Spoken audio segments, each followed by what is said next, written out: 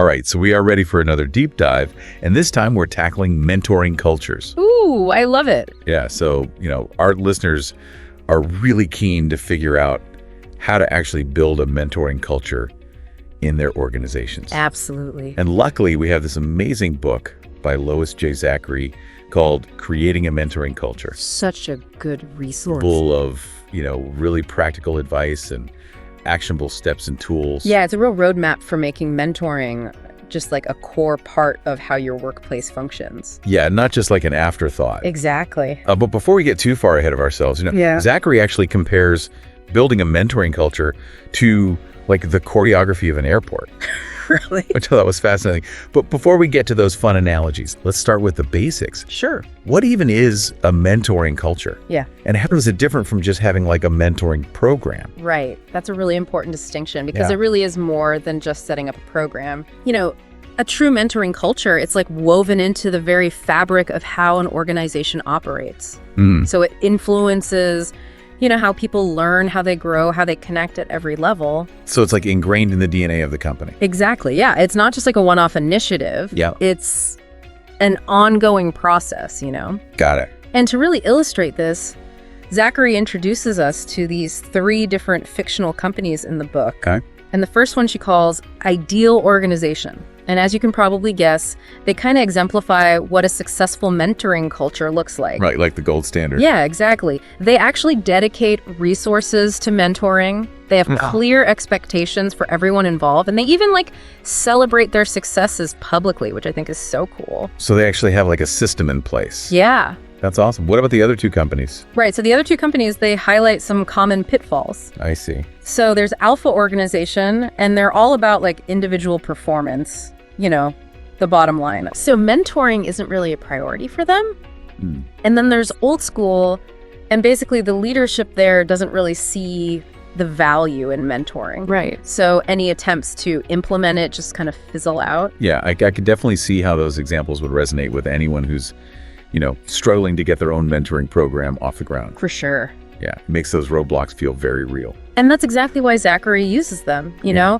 By seeing these challenges play out, it helps you identify your organization's specific obstacles. Right. And start thinking about how you might overcome them. Okay, that's super helpful. Yeah. So let's say, we want to build a mentoring culture like that ideal organization. Yeah. Where do we even begin? Right. It can feel overwhelming. Yeah. But Zachary gives us a really clear framework to follow.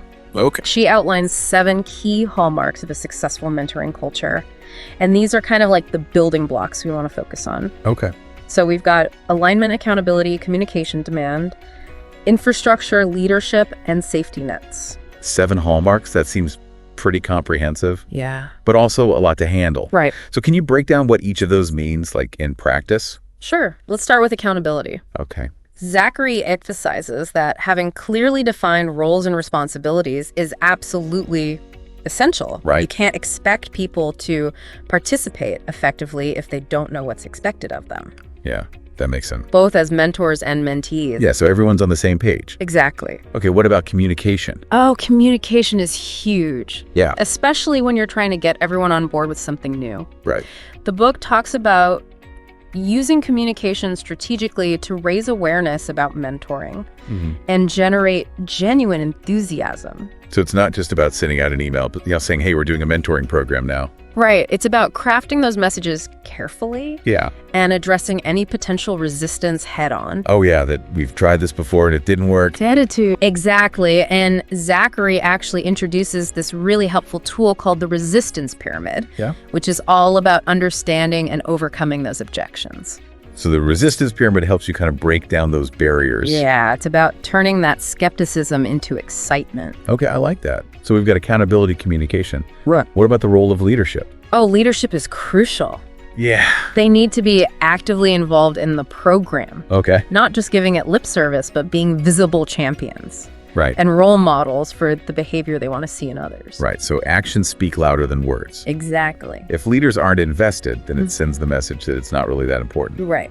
And it's not just about participating. Yeah. It's also about recognizing and rewarding successful mentoring. Yes. Absolutely. When people see that their efforts are valued and celebrated, Yeah. it creates a natural desire to get involved. Yeah, makes sense. So you're creating like a positive feedback loop. Yeah. Okay, cool. And so to support all of this, we need like a solid foundation, right? Yes, a robust infrastructure. Yeah. This means allocating resources, budgeting for mentoring initiatives, having clear processes in place for, matching mentors and mentees, all things that Zachary details in the book. Okay, so weaving it into the fabric of the organization. Exactly. Not just treating it as a side project. Right.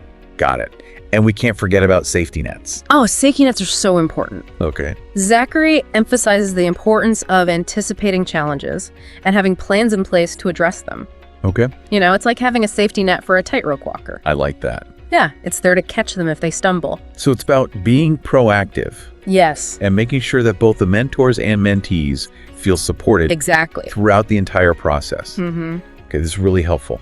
So far, we've got like the framework, we've got the hallmarks, the importance of leadership support. But what does mentoring actually look like, on the ground? Are we just talking about traditional one-on-one pairings?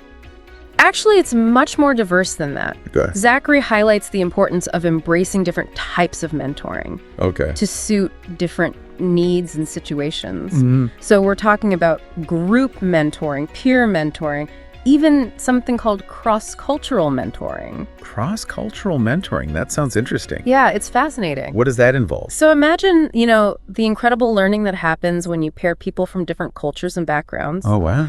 The book actually shares a really compelling story about Jana and Sasachi, Okay. these two women from vastly different cultures who navigate the unique challenges and rewards of cross-cultural mentoring.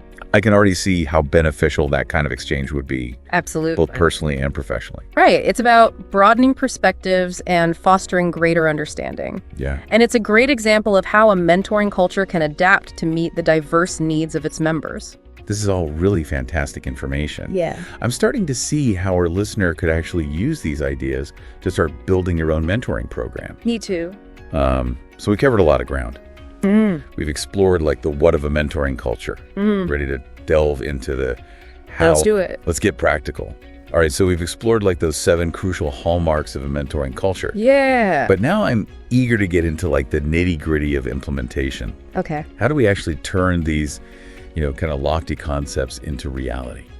Great question. And luckily, Zachary provides like a really clear roadmap for us. Okay. A step-by-step guide to actually building your mentoring culture. Okay, great. And it all starts with assessing your current organizational culture. So it's like taking stock of what we already have Yeah. before we start building. Exactly. Like checking your pantry before going grocery shopping. I love that analogy. You need to understand like the existing values, the behaviors, the assumptions that are shaping your workplace. And Zachary even includes like a cultural map in the book Yeah. to help you identify like these key elements. That's a great tool. So once we have like a clear picture of our starting point, what's next? So then comes the planning phase. Okay. And Zachary emphasizes 3 crucial factors to consider: Okay. readiness, opportunity, and support. Those sound important. Can you elaborate on what each of those means, like in this context? Yeah, so readiness is about gauging how receptive your organization is Okay. to the idea of a mentoring culture. Gotcha. So, do you have buy-in from leadership? Are people generally open to change? Do you have the resources to actually dedicate to this? So it's about more than just enthusiasm. Yeah. It's about a real commitment. Right. And then opportunity is about strategically aligning your mentoring program with your organizational goals. So where can mentoring have like the biggest impact? Yeah, what are the gaps that it can fill? Exactly. Is it about addressing skills gaps? Is it about fostering leadership development, improving employee retention? Okay, so being very intentional Yeah. and purposeful. And what about support? So support refers to that infrastructure that we talked about earlier. Right. So budget allocation, dedicated resources, training programs, a clear process for actually managing the program. Okay. It's about making sure you have the systems in place to support the success of your mentoring program. Okay, so readiness, opportunity, support. Those are our 3 key considerations for planning implementation. But it still seems like a lot to juggle. Yeah. Where do we actually like begin putting all of this into action? Well, don't worry. The book provides a ton of practical advice and tools. Okay, good. Zachary actually has a really handy checklist that guides you through each step of the process. Oh, nice. And she also emphasizes the importance of getting the right people involved early on. Okay. You need champions, advocates, a real team of passionate individuals who are committed to making mentoring a reality. So it's collaborative effort. Absolutely. Not a solo mission. Right. And speaking of collaboration, communication is key. The book has a whole section devoted to developing communication strategies to build awareness and get buy-in. Exactly. Remember that resistance pyramid we talked about earlier? Yeah. That's one of the tools that Zachary recommends for addressing those communication challenges head on. Absolutely. Because we need to bring those who are resistant to the idea on board and create genuine excitement for mentoring. Right. And when it comes to actually creating those mentoring opportunities, it's important to remember that one size doesn't fit all. Absolutely. Zachary encourages us to think beyond that traditional one-on-one model. Right. And consider a variety of approaches. Yeah, like informal mentoring, formal mentoring, group mentoring. So flexibility and customization are key. Absolutely. It's about adapting to the unique needs and goals of your organization and the individuals within it. Okay. And one crucial aspect of that adaptation is providing the right training. Zachary dedicates a whole chapter to designing effective training programs for both mentors and mentees. So the training is not just a one-time thing at the beginning. Right. It needs to be ongoing. It's an ongoing process. Exactly. Ongoing training is essential for continuous improvement. Right. It helps ensure that everyone involved has the skills and knowledge to make the most of those mentoring relationships.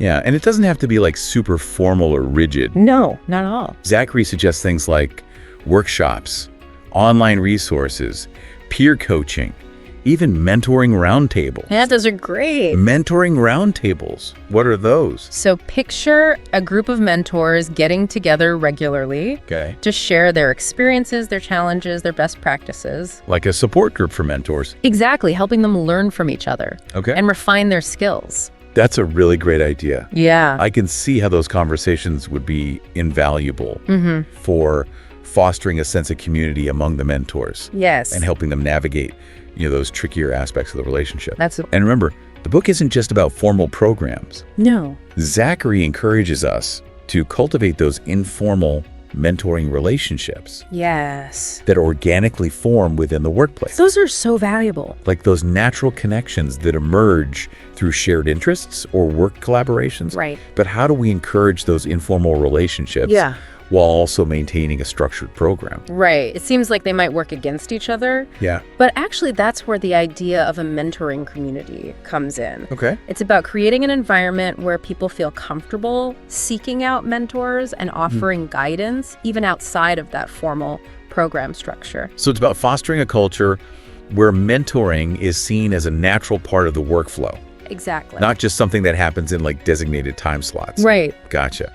So shifting the mindset from, I have to find a mentor to I'm surrounded by potential mentors. I love that shift. Creates a sense of abundance. Yeah, and possibility. And it really highlights the importance of embracing diverse perspectives. Right. Remember how we talked about different types of mentoring? Yeah. Well, that variety allows you to cater to the diverse needs and learning styles of your employees. Because not everyone learns the same way or thrives in the same type of mentoring relationship. Exactly. Right. So by offering a range of options, you create like a more inclusive and accessible mentoring culture, one that truly supports the growth and development of everyone in your organization.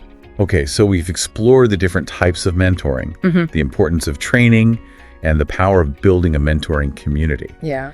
But I'm curious, how do we measure the success of all these efforts? How do we know if it's actually working? That's such an important question. Evaluation is key to ensuring that your program is effective and achieving its goals. Yeah. And Zachary provides some really concrete strategies for monitoring your progress and measuring the impact of your mentoring program. Remember those checklists we mentioned earlier? Yeah. Those can be incredibly helpful for tracking your progress along the way. So it's not about just hoping for the best. No. It's about actively gathering data. Right. And using it to inform our decisions. Absolutely. And Zachary stresses the importance of establishing clear goals and success criteria right from the start. Okay. So what are you hoping to achieve with your mentoring program? What kind of impact do you envision? Right. Once you have those goals in mind, you can design your evaluation methods accordingly.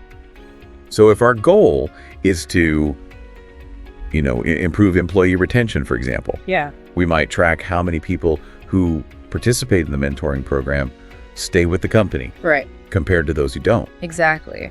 You can also collect valuable feedback from both mentors and mentees through surveys, interviews, or even focus groups. Right. And don't underestimate the power of storytelling. Oh, Capturing and sharing those individual success stories can be incredibly impactful in demonstrating the value of mentoring. I love that stories have a way of bringing data to life, making it more relatable. Right, and those stories can also help fuel that demand we talked about earlier. Yeah. When people see and hear how mentoring has positively impacted others, they're more likely to want to participate themselves.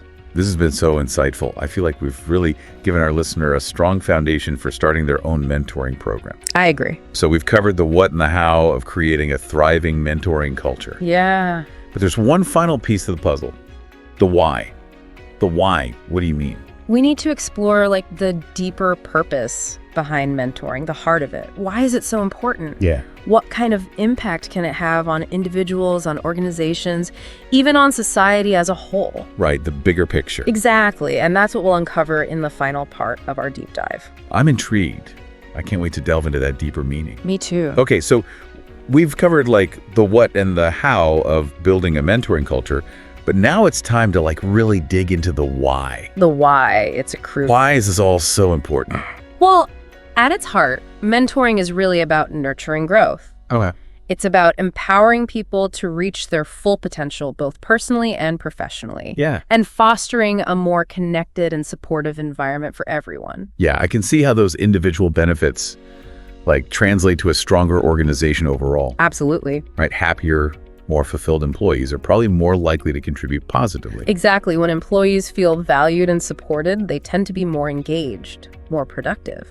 Makes sense. Mentoring can also play a significant role in employee retention, Oh, yeah. which ultimately saves organizations time and resources. So it's not just a nice to have. Yeah. It makes good business sense. It really does. Okay, cool. And the benefits extend beyond just those tangible outcomes. Okay. Mentoring fosters a culture of learning and innovation.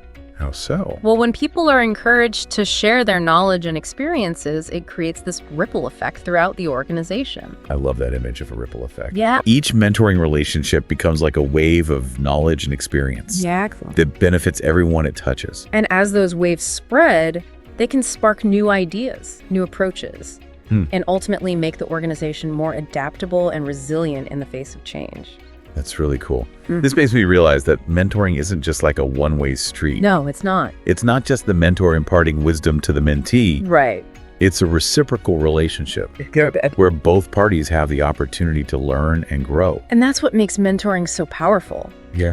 Yeah. It's not about having all the answers. It's about creating a space for open dialogue, shared experiences, and mutual learning. I'm also thinking about the positive impact mentoring can have on diversity and inclusion. Absolutely. We touched on cross-cultural mentoring earlier, but it seems like any form of mentoring could help break down barriers and create a more equitable workplace. Yeah, for sure. Mentoring can be a really powerful tool for fostering diversity and inclusion. It can provide individuals from underrepresented groups with access to opportunities, help them build their networks, and support them in navigating the unique challenges they may face. And by creating those connections across different backgrounds and experiences, it helps build a more understanding and inclusive culture overall. Exactly. It's about cultivating empathy, breaking down stereotypes, and creating a sense of belonging for everyone. I'm so excited about the potential of mentoring now. Yeah.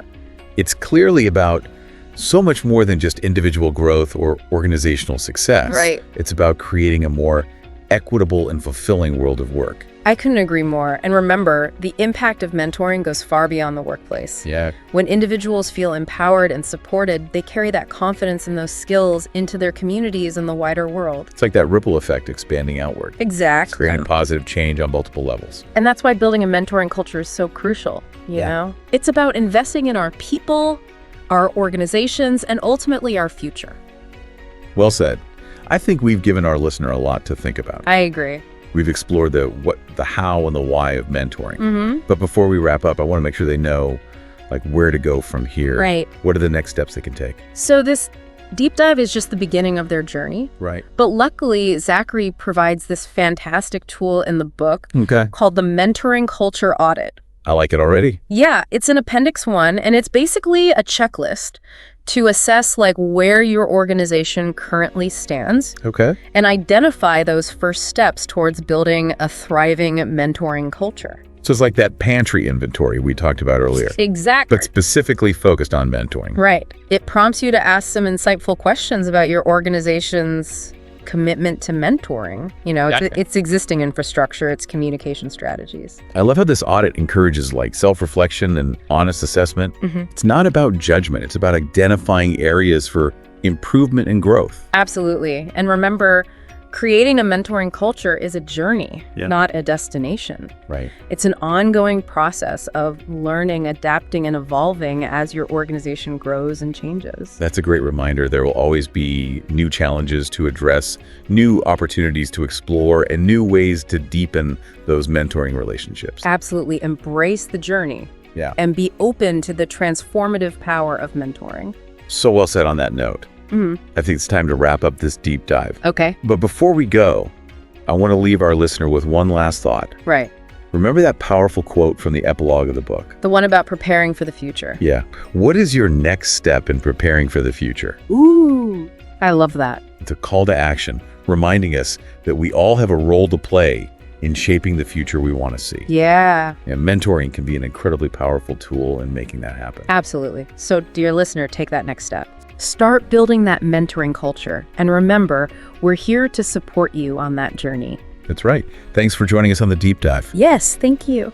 We'll see you next time for another insightful exploration. Until then, happy mentoring.